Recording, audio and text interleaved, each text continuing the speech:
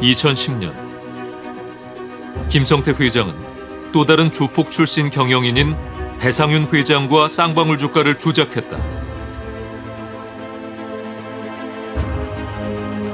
100개 가까운 차명 주식 계좌를 동원해 수십만 회 사고 팔기를 반복했다.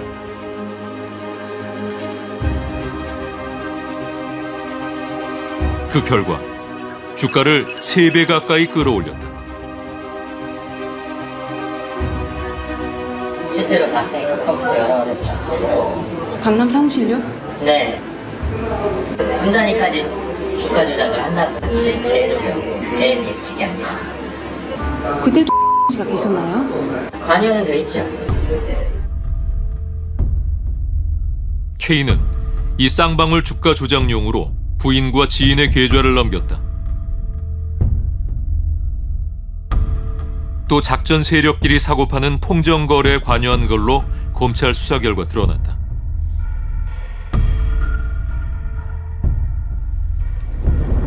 그러나 주가 조작 방조 혐의만 인정돼 징역 1년, 집행유예 2년형을 받았다.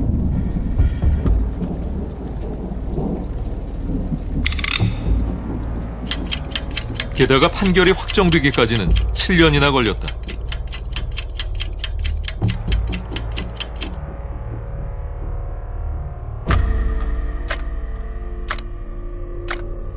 KBS가 지난 10년 동안 발생한 시세 조정 사건의 판결문을 전수 분석한 결과 판결이 확정되기까지 4년 가까이 걸리는 걸로 드러났다.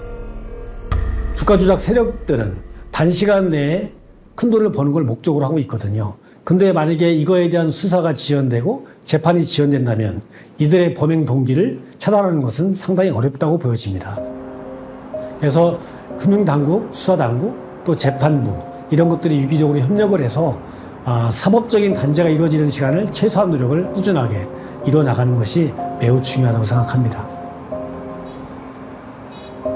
그 시점부터 부회장 그러면은 M&A 하는 사람들 중에 좀 유명한 한 사람 그렇게 이미 그때부터 올라가 있던 상태였고 본인 스스로도 그걸 되게 뿌듯해했고요.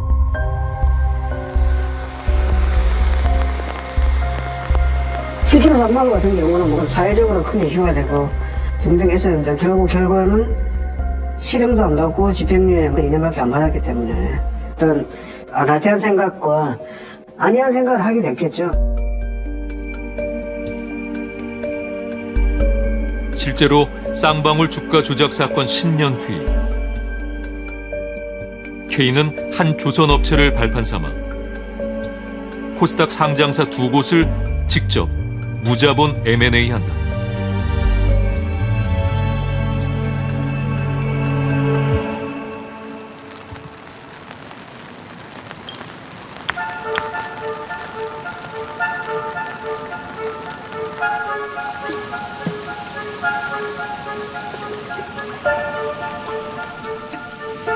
최모 씨는 장기 투자자다. 한 조선업체 주식을 10년 넘게 갖고 있다.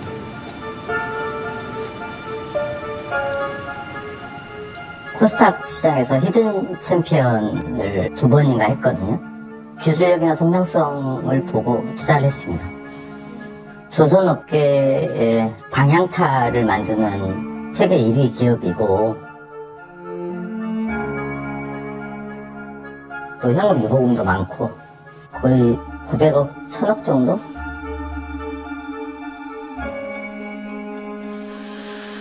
그러나 회사는 2019년 상장 폐지됐다. 저는 들었는데 그렇지 않나요? 주식도 휴지 조각이 됐다. 이미 회사는 망가졌잖아요. 최 씨와 지인의 손해만 100억 원에 이른다. 피해금은 한 100억 정도 됩니다. 주변 가족들, 지인들의 피해까지 제가 지금 다 안고 있는 상황이어서 정상적인 생활이 안 됐겠죠. 힘들었습니다. 상장 폐지된 건 옵티머스 펀드와의 관련성 때문이었다.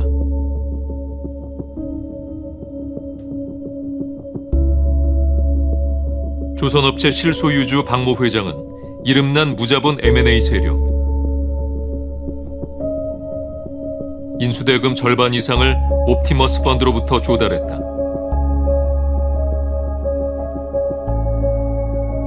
NH증권 등을 통해 모집된 투자자들의 돈이었다.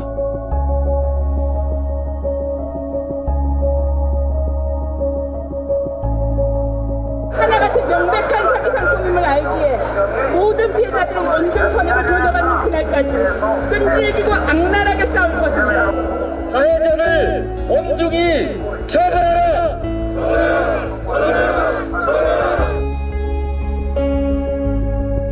옵티머스 펀드 김재현 대표와 박 회장은 펀드 자금으로 이 조선업체를 인수한 뒤 업체 돈을 다시 옵티머스 펀드에 넣어 펀드 돌려막기에 쓸 계획이었다. 무자본 M&A에 들어오는 자금줄도 이런 손쉽고 단기간에 많은 수익을 낼 수 있는 것 때문에 우리가 소위 말하는 펀드, PF 같은 데서 쉽게 돈을 들어올 수 있는 창구가 되는 거죠. PF도 목적은 사실은 단기간에 많은 수익을 내는 거기 때문에 특히 PF는 어디로 투자하는 것에 대해서 고객들에게 그렇게 알려주지도 않거든요.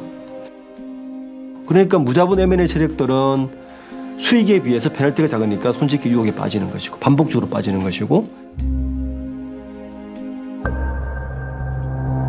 그런데 이 조선업체 인수에 옵티머스 펀드 박 회장과 함께 K도 참여했다.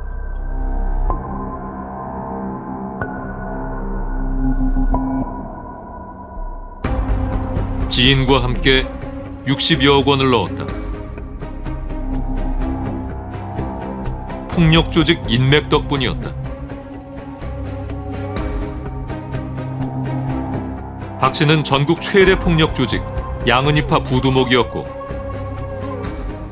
K의 자금줄이었던 이모 씨는 광주의 한 폭력 조직 조직원이었다.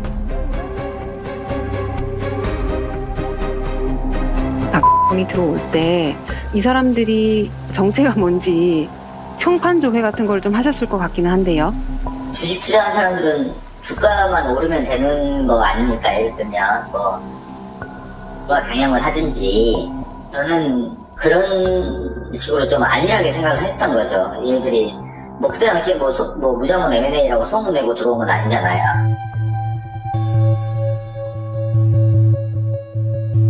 이들의 위험성은 당시 국무총리실에까지 보고될 정도였다.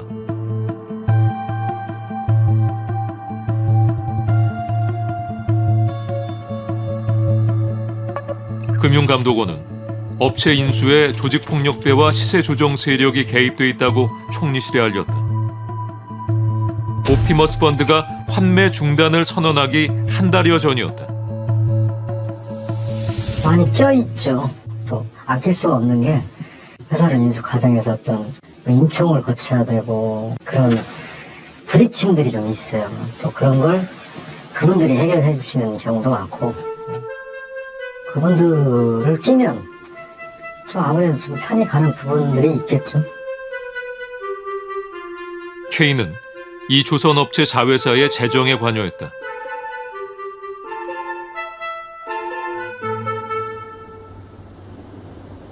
부산에 있는 자회사. 다른 곳에 매각된 상태였다. 이제 없어요. 옛날에 있었는데요. 네. 그러니까 저희가 인수를 해가지고 좀 안 좋은 일이 있었던 거 혹시 M&A를 해가지고 사모펀드라 이거 인수를 해가지고 팔았어요. 나는 그리 알고 있어요. 내가 그 밑에 관리하는 사람하고 얘기를 좀 많이 해봤어요. 그러다 보니까 힘들어하더라고요.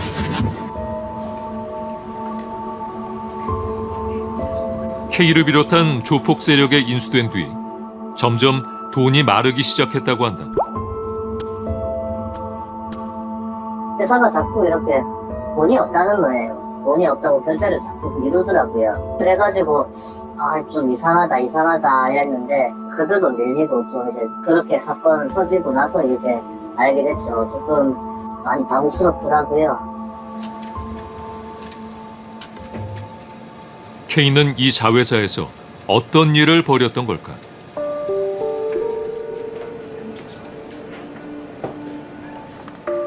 취재진은 당시 K의 행적을 잘 아는 직원이 있다는 사실을 확인했다. 현재 구치소에 수감 중이었다.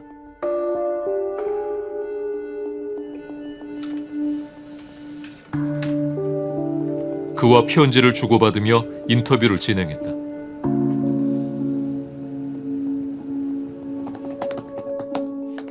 먼저 취재 요청에 응한 이유를 물었다. 그 이유, 인터뷰 응하는 게 뭐 저한테 좋고 나쁜 게 있겠습니까? 이제 뭐 그런 거는 연연하지 않으려고 합니다.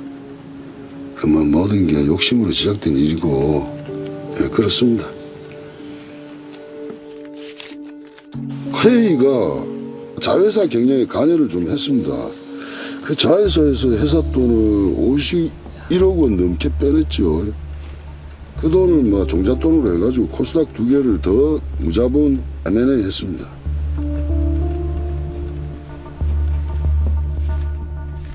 K는 2019년부터 상장사 인수에 나섰는데 조선업체 자회사에서 빼낸 51억여 원이 종잣돈이 됐다고 했다.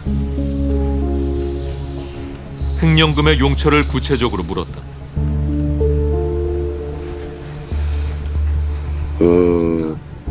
빼낸 51억 원 중에서 30억을 먼저 그 경남에 있는 항공부품 회사 인수에 썼습니다. 부족한 돈을 지인들한테 빌렸고 또 뭐 사채업자 도움도 좀 받고. 횡령한 30억 원이 흘러들어간 곳이 바로 주가가 6배 오른 문제 항공부품 회사였다.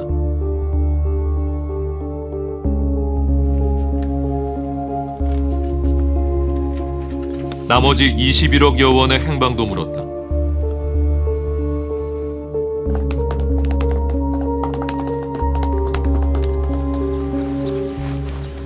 크게 두 군데로 나갔는데 먼저 20억은 대구에 있는 2차 전지 부품 회사 인수에 썼습니다. 10% 계약금 쪽으로. 모자란 돈은 또 사채를 좀 썼고, 그럼 이제 1억 2천만 원이 남는데 이 돈은 서울에 있는 병원 원장한테 갔습니다.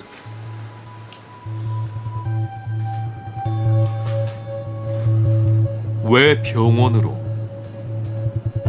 회사 돈이 나갔을까?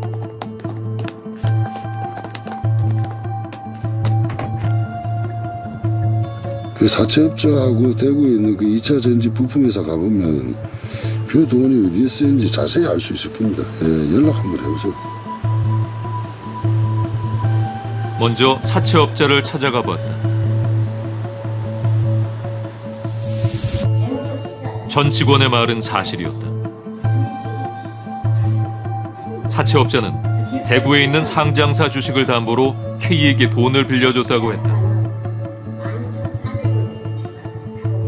갑작스럽게 논현동에 있는 호텔에서 보자고 그래서 갔더니 앉자마자 무릎을 꿇더라고요. 그러면서 바로 눈물을 흘리는 거예요. 경영권을 인수하는데 돈을 빌려달라고 측은지심을 보이는 거예요. 2차 전지의 그 유력 업종이었기 때문에 공동 경영을 한다라고 하면은 저도 괜찮은 제안이었기 때문에 빌려주게 된 거죠.